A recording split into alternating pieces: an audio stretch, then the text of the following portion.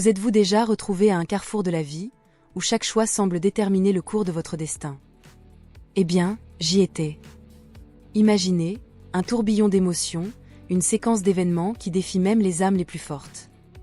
Je n'aurais jamais pensé que ma vie puisse emprunter tant de chemins sinueux, mais me voici, prête à partager mon histoire avec vous. C'est un voyage rempli de rebondissements inattendus, de trahisons douloureuses et pourtant, une lueur d'espoir au bout du tunnel. Alors, si vous êtes prêt à embarquer dans cette aventure avec moi, préparez-vous à être surpris. Parce que, mon ami, c'est une histoire qui va toucher vos sentiments, défier vos convictions, et qui sait, peut-être même inspirer votre propre voyage à travers la vie. Mon mari s'est fâché quand je lui ai annoncé la mort de mes parents. Il m'a dit « Ne me dérange pas avec des choses sans importance, lors d'un voyage d'affaires. » Plus tard, alors que je planifiais secrètement le divorce, je lui ai dit « Je pars en voyage d'affaires pour longtemps, prends soin de mes beaux-parents. » Quelques heures plus tard, j'ai reçu un appel désespéré de mon mari, ce qui a conduit à un dénouement choquant. Je m'appelle Freya Johnson, je suis mariée et mère d'une fille à l'école primaire. Ma vie a changé de manière abrupte. Un jour de travail ordinaire, lorsque le téléphone a sonné dans mon bureau. C'était une journée ensoleillée, je dessinais les derniers croquis d'une nouvelle ligne de vêtements lorsque le téléphone a interrompu mes pensées. De l'autre côté du fil, une voix sombre m'a annoncé la nouvelle qui changerait ma vie à jamais. Mes parents avaient eu un accident mortel. Eh bien, Madame Johnson, je suis désolée de devoir vous informer que vos parents ont eu un grave accident. La voix posée du policier résonnait dans ma tête. Et un accident? Que s'est-il passé? Ai-je demandé, sentant mon cœur commencer à battre fort. Je suis désolée madame, mais vos parents sont décédés. Leur véhicule a quitté la route et est tombé d'une falaise près d'une destination touristique bien connue. Il semble qu'ils aient perdu le contrôle du véhicule dans un virage dangereux. Le choc a été immédiat. Mon corps s'est figé et un froid intense m'a parcouru de la tête aux pieds, mes mains tremblaient alors que j'essayais d'assimiler les mots qui semblaient si irréels. Mort? Cela ne peut pas être vrai, il doit y avoir une erreur, balbutiai-je. Non Madame Johnson, nous l'avons confirmé avec les pièces d'identité qu'il portait, de plus un témoin a tout vu et a immédiatement appelé les services d'urgence. Malheureusement, lorsque les secours sont arrivés, il était déjà trop tard pour les parents. Une larme solitaire a roulé sur ma joue alors que j'essayais de respirer profondément pour ne pas m'effondrer. Puis-je les voir? J'ai besoin de les voir, ai-je dit, presque à bout de souffle. Eh bien sûr madame, mais je vous préviens que cela peut être assez choquant, l'accident était très grave. Chaque mot ajoutait du poids à mon esprit et à mon cœur déjà accablé. J'ai raccroché le téléphone et suis restée immobile, fixant le vide, incapable de croire que les deux personnes qui m'avaient donné la vie, toujours pleines d'énergie et d'amour, étaient parties de manière si tragique et abrupte. Mon esprit a commencé à se remémorer tous les moments heureux que nous avions partagés, chaque voyage qu'ils avaient fait, toujours aventureux et plein de vie, explorant de nouveaux endroits avec la même passion qu'ils avaient consacrée à chaque aspect de leur vie. À ce moment-là, une collègue s'est approchée en mettant sa main sur mon épaule. « Freya, ça va ? J'ai entendu ce que tu as dit et je n'ai pas pu m'empêcher d'entendre qu'il se passe quelque chose de grave. » D'une voix tremblante et entre des larmes, j'ai répondu. « Mes parents sont morts dans un accident, je ne sais pas quoi faire maintenant, j'ai l'impression que tout s'effondre. » Elle m'a serré dans ses bras. « Allons chercher quelqu'un qui puisse te ramener à la maison, tu ne devrais pas être seule dans un moment comme celui-ci. » Le reste de la journée a été un tourbillon d'émotions et de procédures. J'ai coordonné avec les autorités pour voir mes parents une dernière fois et commencer les arrangements funéraires. L'image d'eux ensemble dans la vie et dans la mort était déchirante, mais en même temps, elle me procurait un réconfort amer. Ils sont morts ensemble, comme ils ont toujours vécu, unis et amoureux.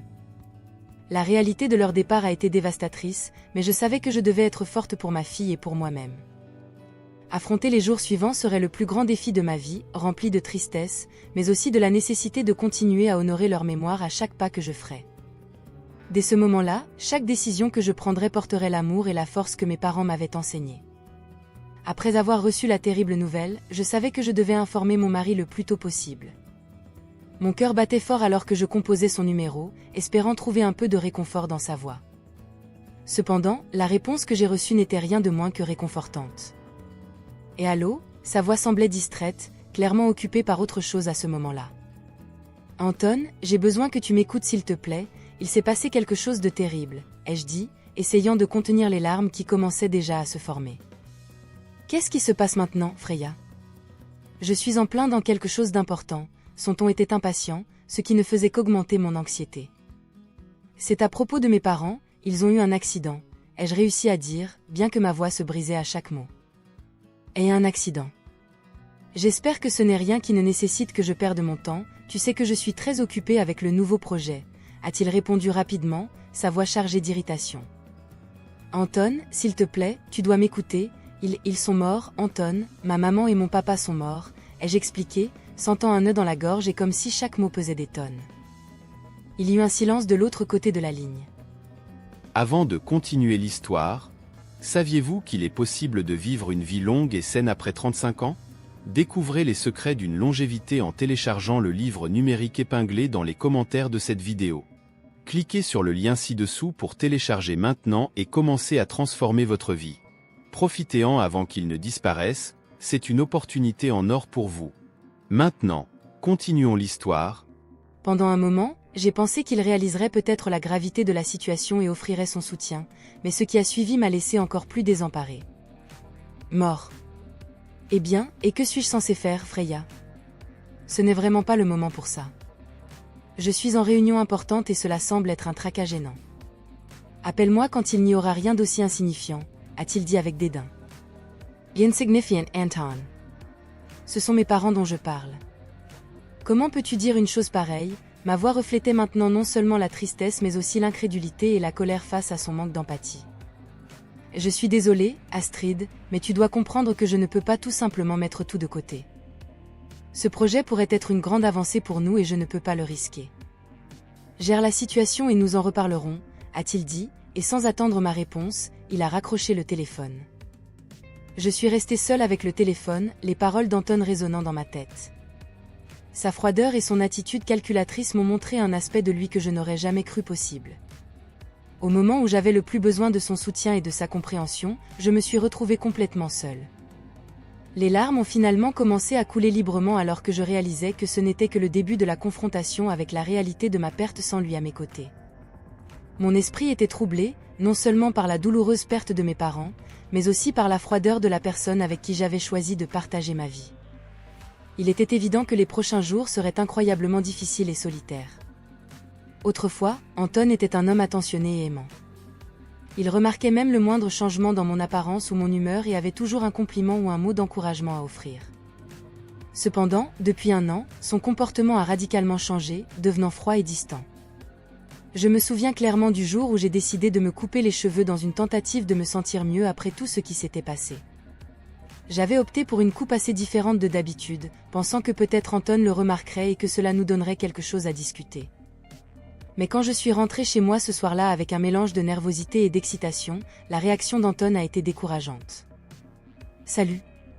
Comment s'est passée ta journée ?» ai-je dit, essayant de lancer une conversation pendant qu'il regardait la télévision. Sans bouger la tête, il a répondu d'un simple « bien ». Son ton était monotone, sans lever les yeux de la télécommande. J'ai décidé d'être plus évidente avec le changement, je me suis approchée et je me suis assise à côté de lui. « As-tu remarqué quelque chose de différent chez moi ?» ai-je demandé avec un sourire timide, espérant au moins un éclat d'intérêt. Anton a tourné la tête, m'a regardé pendant une seconde et a reporté son attention sur la télévision, disant « Tu t'es coupé les cheveux. » Yes, ça pose. Je ne sais pas pourquoi les femmes dépensent de l'argent pour ça, ça ne te rend pas meilleur. Ces mots étaient comme un seau d'eau froide. Non seulement il avait ignoré l'effort que j'avais fait, mais il l'avait aussi méprisé. Son manque d'intérêt me faisait profondément mal. Mais ce n'était que le début. Au cours des semaines suivantes, ces critiques sont devenues plus fréquentes et plus cruelles. Un jour, alors que je me préparais pour un dîner entre amis, j'ai choisi une robe qui avait toujours été à son goût. « Regarde, j'ai mis la robe bleue que tu aimes tant », ai-je commenté, cherchant une réaction positive.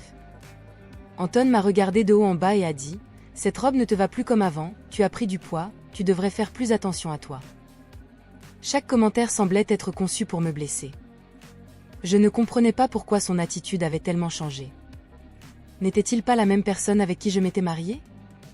Ces pensées me tourmentaient constamment, me faisant me sentir de plus en plus incompétente et seule, en plus des commentaires sur mon apparence. Avant de poursuivre l'histoire, transformez votre vie après 40 ans avec des conseils pratiques et des idées précieuses. Cliquez sur le lien ci-dessous pour télécharger votre livre numérique « Secrets de longévité » et commencer votre voyage vers une vie plus saine et dynamique dès aujourd'hui. Maintenant, continuons l'histoire.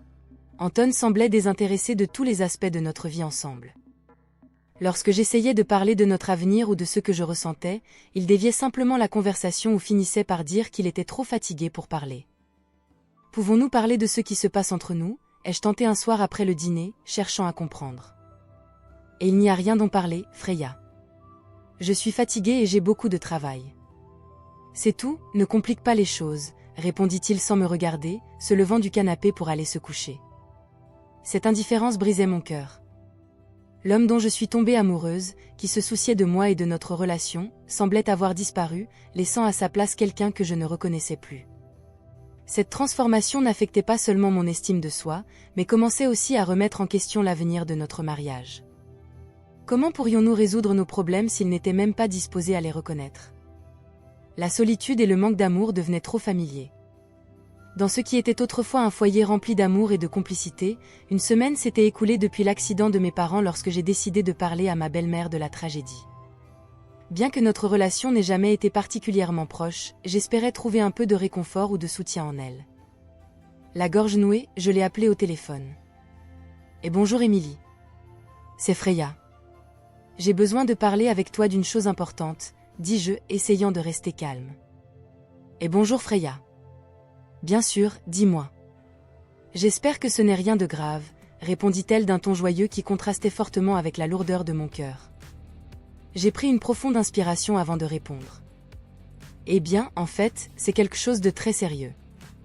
Mes parents sont morts dans un accident. » Il y eut un bref silence de l'autre côté de la ligne, puis, de manière incroyablement insensible, Émilie répondit « Oh là là. C'est une bonne chose. Je suppose qu'au moins tu recevras une bonne somme d'assurance, n'est-ce pas ? C'est quelque chose de positif après tout. » Sa réponse m'a laissé sans voix. « Émilie, je ne suis pas inquiète pour l'argent. Ce sont mes parents, je les aimais. Ce n'est pas quelque chose dont on peut parler en termes de bénéfices, dis-je, essayant de contenir mon indignation. Oh Freya, ne sois pas si sentimentale. Nous allons tous mourir un jour et si cela apporte un peu de sécurité financière, tant mieux. Nous devrions organiser un dîner pour célébrer leur vie et le fait qu'ils ont tout arrangé pour toi, son ton frivole et la façon dont elle a mentionné la célébration, comme si c'était une occasion joyeuse, m'ont profondément blessée. Et Émilie, je ne pense vraiment pas que ce soit approprié. Ce n'est pas quelque chose que j'ai envie de célébrer, insistai-je, sentant la frustration et la douleur grandir en moi. Merci pour ta suggestion, Émilie. Mais je préfère gérer cela à ma manière. Au revoir, ai-je conclu rapidement la conversation avant que ma colère et ma tristesse ne deviennent quelque chose que je regretterais d'exprimer. J'ai raccroché le téléphone me sentant plus seule que jamais. Le manque de compassion et d'empathie d'Émilie était non seulement choquant, mais aussi profondément douloureux.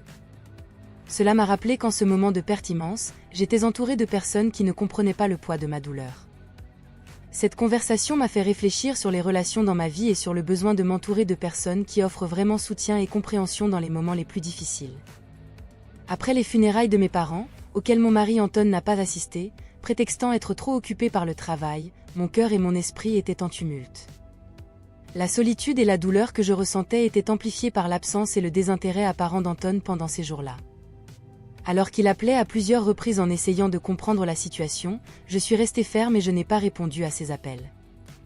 Je savais que j'avais besoin de ce temps pour moi, pour guérir et décider des étapes à suivre. Avant de continuer l'histoire, avez-vous plus de 30 ans ? Alors rendez-vous sur le site mentionné dans les commentaires et téléchargez votre livre numérique, afin de pouvoir avoir une vie longue et en bonne santé pour profiter pleinement de tous vos jours avec votre famille et vos amis. Maintenant, continuons l'histoire. Enfin, après plusieurs semaines de réflexion et de conseils juridiques, j'ai entrepris les démarches de divorce. La conversation finale avec Anton était tendue et pleine d'émotions contradictoires. « Freya, pourquoi fais-tu cela ? Ne pouvons-nous pas en parler et trouver une solution ?» demanda Anton, visiblement angoissé. « Et Anton, nous avons assez parlé dans le passé. Ma décision est prise, j'ai besoin d'avancer pour mon bien-être et c'est mieux pour nous deux, répondis-je d'une voix ferme mais calme. Et notre fille, as-tu pensé à comment cela l'affectera ? Insista-t-il. J'ai tout pensé, Anton, et je sais qu'il sera mieux pour elle d'avoir 2 parents en paix même s'ils ne sont pas ensemble. Ce n'est pas seulement pour moi, c'est aussi pour elle, expliquai-je, essayant de garder mon calme. Je sentais que la vieille vie que j'avais construite avec Anton s'évanouissait, laissant place à une nouvelle étape pleine d'incertitude, mais aussi d'espoir. J'étais déterminée à construire ma vie, une où je pourrais être vraiment heureuse et libre. La décision de divorcer marqua non seulement le début de mon indépendance, mais aussi le premier pas vers une nouvelle vie que je choisirais consciemment, loin de l'ombre d'un mariage qui ne me procurait plus de paix. Quelques jours après avoir envoyé le message à Anton sur ma décision de prendre du recul, une situation inattendue se produisit. J'étais dans mon bureau, concentrée sur un projet urgent quand soudainement la réceptionniste m'avertit par l'interphone. « Freya, votre mari est ici et semble assez agité, devrais-je le laisser entrer ?» Je pris une grande inspiration, surprise et nerveuse par sa présence inattendue. « D'accord, laissez-le entrer, » répondis-je, essayant de me préparer à ce qui serait une conversation difficile. Anton entra dans le bureau, en fermant doucement la porte. Son visage était pâle et ses yeux montraient un mélange de confusion et d'inquiétude. « Freya, que signifie ce besoin de temps ? Essaies-tu de me quitter ?» demanda-t-il presque à bout de souffle, clairement perturbé. « Anton, nous devons parler. »« Assieds-toi, s'il te plaît, dis-je en désignant la chaise devant mon bureau. Il obéit, bien que son regard soit inquisiteur et que ses mains tremblent légèrement. « Ce que je vais te dire n'est pas facile et je préférerais que tu le prennes avec le plus de calme possible. J'ai engagé un détective privé il y a quelques mois parce que je soupçonnais, je me doutais de ton aventure avec Astrid, ta collègue, révélai-je, le regardant droit dans les yeux pour voir sa réaction. » Anton resta bouche bée, son visage passant de la confusion à l'incrédulité. « Comment as-tu découvert ça, Freya ?» bafouilla-t-il, incapable de formuler une défense cohérente. « Je savais qu'il se passait quelque chose, Anton. Tu as changé avec moi, tu t'es éloigné, et cela coïncidait avec ton nouveau projet et l'arrivée d'Astrid dans l'équipe. Ce n'est pas une coïncidence, et le détective a confirmé mes soupçons avec des preuves, continuai-je, ma voix était ferme mais mes mains tremblantes trahissaient la tension que je ressentais. Anton baissa les yeux, son visage montrant la défaite. « Je suis désolée, Freya, c'est vrai. Mais je n'ai jamais voulu que cela te blesse, cela a commencé comme quelque chose d'insignifiant pour moi, cela ne signifiait rien, essaya-t-il d'expliquer, cherchant quelque moyen d'atténuer la situation. Est insignifiant, et cela suppose que cela ne devrait pas me faire mal, Anton ? Ce que tu as fait a détruit notre mariage, tu m'as trahi mais aussi notre famille, notre fille, et qu'en est-il de l'impact sur ta vie professionnelle quand tout le monde l'apprendra ? As-tu pensé à cela ? Dis-je, la colère et la tristesse envahissant ma voix. Non, je n'y ai pas pensé, je n'ai pas pensé que les choses en arriveraient là, Freya, s'il te plaît, pouvons-nous arranger ça, je ne veux pas perdre ma famille à cause d'une erreur, supplia-t-il, les mains jointes comme s'il priait pour une seconde chance. Et une erreur qui a duré des mois, Anton. Ce n'est pas simplement un petit écart, c'est quelque chose que tu as planifié et caché. J'ai déjà pris une décision et elle est définitive, je vais divorcer de toi, Anton, j'ai besoin de commencer à nouveau pour mon bien et celui de notre fille, conclus-je, alors que je me levais de mon bureau, lui indiquant que la réunion était terminée. Anton resta assis, abasourdi, pendant que je quittais le bureau. J'avais révélé la vérité et avec elle, j'avais clos un chapitre douloureux de ma vie. J'étais déterminée à reconstruire ma vie loin de l'ombre de la trahison et du mensonge. Le chemin à parcourir ne serait pas facile, mais il était nécessaire pour retrouver ma paix intérieure et assurer un avenir meilleur pour ma fille. Ce face-à-face marqua le début de ma nouvelle vie, une vie où j'étais l'héroïne de ma propre histoire, libre de tromperies et pleine de nouvelles possibilités. Quelques jours après la confrontation dans mon bureau, nous avons convenu de nous retrouver dans un café près du parc central pour discuter des termes du divorce de manière plus détaillée. L'ambiance du café était accueillante, avec des murmures de conversations étrangères et l'odeur du café fraîchement préparé remplissant l'air. Cependant, la tension entre nous était palpable.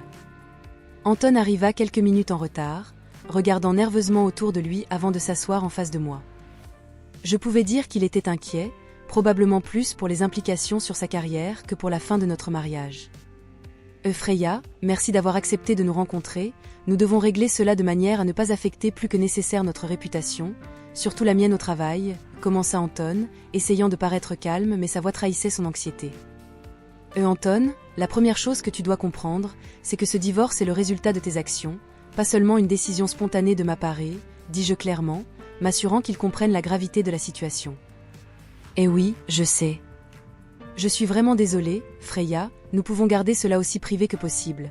Mon patron est déjà au courant de l'affaire avec Astrid et ça a été compliqué, répondit-il, évitant mon regard. Et compliqué ne commence pas à décrire ce que ça a été pour moi, Anton, mais je suis d'accord pour le gérer de manière à minimiser le scandale. Cependant, cela ne signifie pas que je vais céder sur ce que je considère juste pour moi et pour notre fille, affirmai-je, ressentant un mélange de tristesse et de détermination. Que suggères-tu ? Demanda-t-il enfin, me regardant dans les yeux. Je veux la garde exclusive de notre fille, avec des visites négociées pour toi et une compensation financière adéquate, incluant une pension alimentaire et une part équitable de nos actifs partagés, et expliquai-je, détaillant mes conditions. Anton parut, abattu par la fermeté de ma demande. Et c'est assez. Es-tu sûr d'avoir besoin de tout cela ?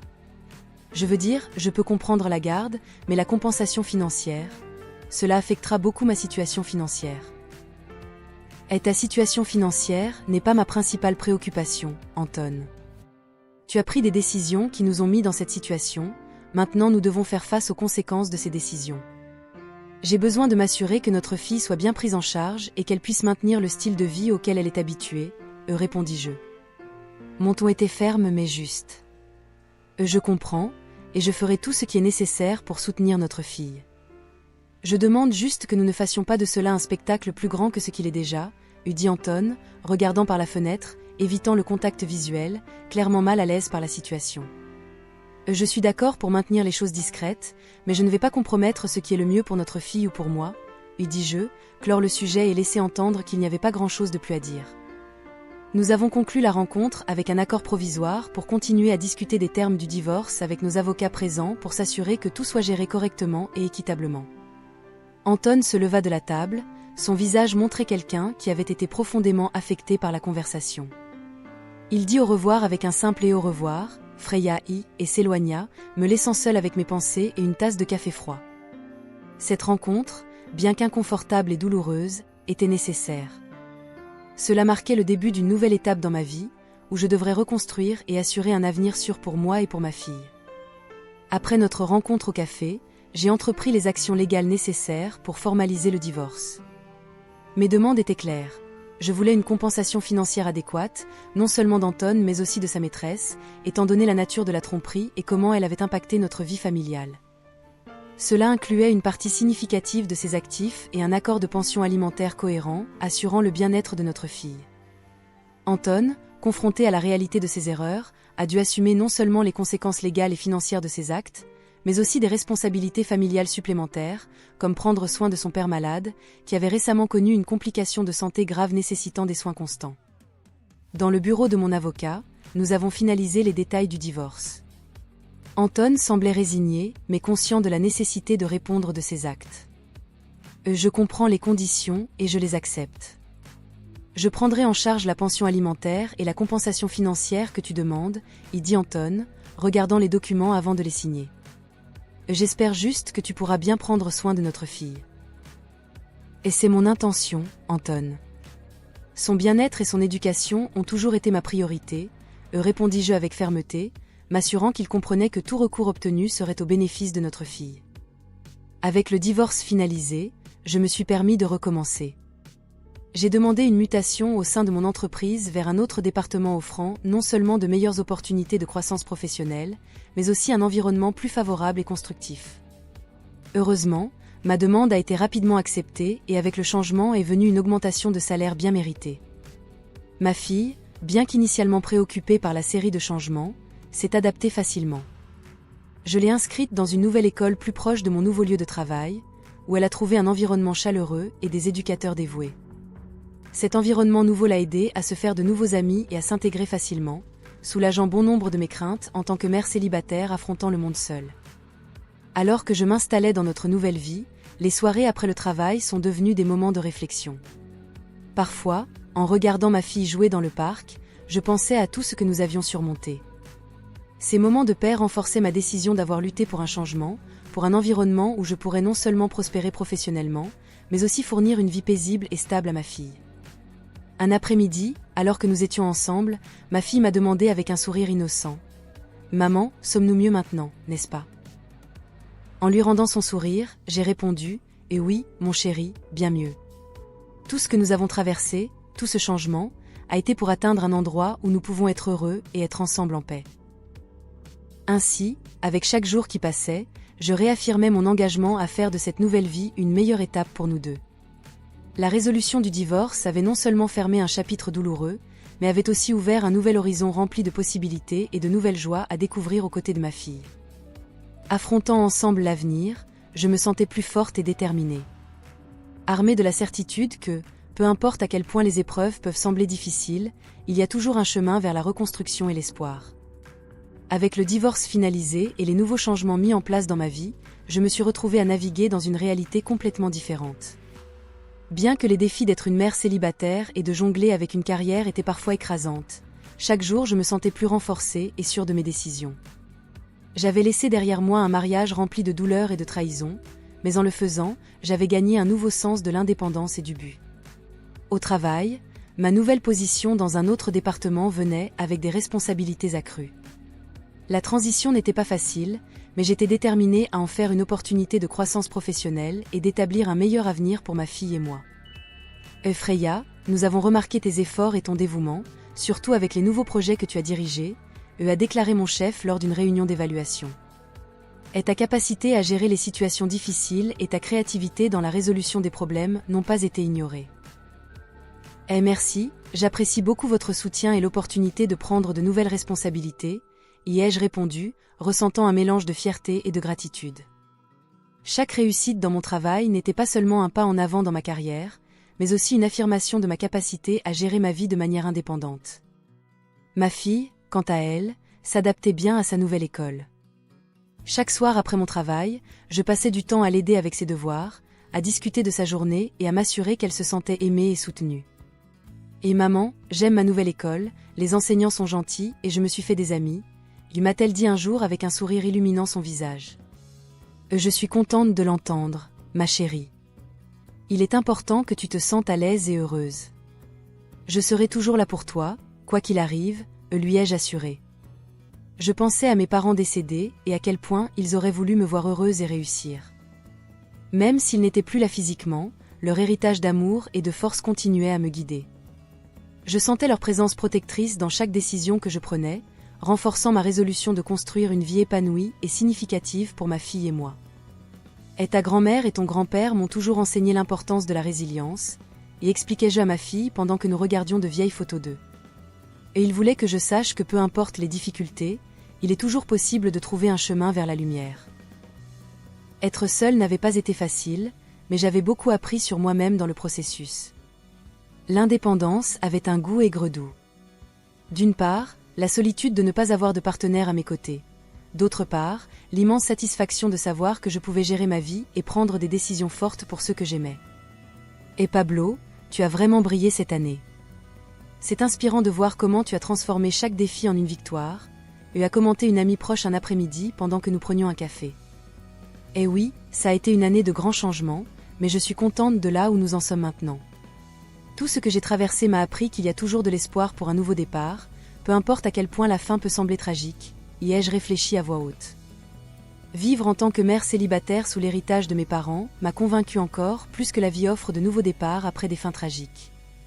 Avec chaque nouveau jour, ma fille et moi non seulement affrontions le monde ensemble, mais nous construisions aussi lentement un avenir radieux rempli d'amour, d'apprentissage et surtout d'indépendance. Le parcours depuis la mort de mes parents jusqu'à la fin de mon mariage a indéniablement été l'une des périodes les plus difficiles de ma vie. Chacun de ces événements aurait été suffisant pour submerger quiconque, et ensemble, ils constituaient une tempête parfaite qui menaçait de m'abattre complètement. Pourtant, j'ai affronté ces défis la tête haute, utilisant chaque obstacle comme un échelon vers ma renaissance personnelle. Après le divorce, je me suis retrouvée dans un processus d'auto-évaluation et de transformation. Chaque jour était une opportunité d'apprendre quelque chose de nouveau sur moi-même, de renforcer mon caractère et de redéfinir mes priorités dans la vie. Un soir, avant de dormir, ma fille m'a demandé avec une curiosité innocente. « Maman, es-tu heureuse maintenant ?» Beaucoup, ma chérie, et une partie de mon bonheur, c'est toi. Ensemble, nous avons réussi à surmonter les moments difficiles, et cela nous a rendues plus fortes, je lui ai assuré, l'embrassant sur le front. Et ainsi, en regardant vers l'avenir, je suis convaincue que les fins douloureuses peuvent laisser place à de nouveaux commencements pleins d'espoir et de renouveau. Je ne regrette pas les décisions difficiles que j'ai prises. Chacune d'elles m'a conduite à ce point de ma vie, un lieu de paix, de satisfaction et d'optimisme. Je continuerai à vivre avec la certitude que, peu importe à quel point les obstacles peuvent être difficiles, il y a toujours un moyen de les surmonter et de transformer la douleur en force. À chaque nouveau jour, j'embrasse ma réalité de mère célibataire et de professionnelle valorisée, me rappelant toujours qu'après la tempête vient non seulement le calme, mais aussi le nouveau départ rafraîchissant d'une belle aurore. La vie est un voyage avec ses hauts et ses bas, mais chaque expérience, bonne ou mauvaise, est inestimable. Ces expériences ne m'ont pas seulement enseigné la résilience, mais elles ont également élargi ma capacité à aimer, pardonner et apprécier les moments les plus doux. J'ai partagé ces mots lors d'une réunion avec des amis, sentant que chaque syllabe résonnait avec la vérité de ma vie. Avec cette philosophie, j'avance chaque jour avec enthousiasme pour les possibilités qui m'attendent et reconnaissante pour la force que j'ai développée, car je sais maintenant plus que jamais que la vie peut vraiment fleurir à nouveau. Alors que je partageais ces réflexions avec mes amis, quelque chose d'inattendu s'est produit. J'ai reçu un appel urgent de l'hôpital local. Mon cœur s'est emballé, craignant le pire. Je me suis précipitée là-bas, l'esprit rempli d'inquiétude. À mon arrivée, on m'a informé que ma fille avait été amenée aux urgences après un accident au parc. Mes jambes ont vacillé, mais ma détermination m'a poussée à avancer. En entrant dans la salle d'urgence, j'ai été accueillie par des médecins et des infirmiers en action frénétique. Après des heures angoissantes d'attente, j'ai enfin été autorisée à voir ma fille. Elle était allongée sur le lit, pâle et blessée, mais ses yeux ont rencontré les miens avec un mélange de douleur et de soulagement. Mon cœur s'est brisé en la voyant ainsi, mais il s'est aussi rempli de gratitude pour sa survie.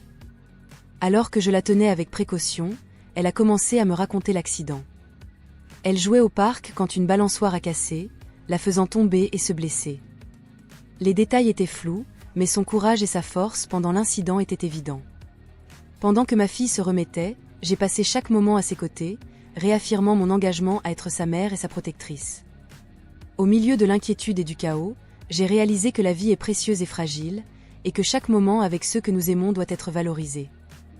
Après quelques jours d'hospitalisation, ma fille a enfin été autorisée à rentrer chez elle. Alors que je la ramenais à la maison, un sentiment de gratitude et de détermination m'envahissait. Je savais que, malgré les défis auxquels nous étions confrontés, nous avions l'un l'autre, et c'était tout ce qui importait. Avec le soutien des amis et de la famille, ma fille s'est complètement remise de l'accident.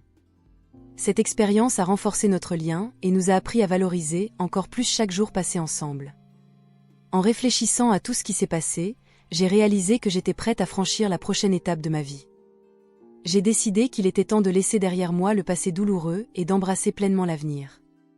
Ainsi, avec une détermination renouvelée, j'ai finalisé les procédures de divorce avec Anton, garantissant le bien-être de ma fille et un avenir prometteur pour nous deux. Bien que le chemin à parcourir puisse être difficile, je suis convaincue que nous pouvons surmonter n'importe quoi ensemble. Avec un sourire aux lèvres et de l'espoir dans le cœur, ma fille et moi marchons vers notre nouveau départ, prêtes à affronter tout ce que la vie nous réserve.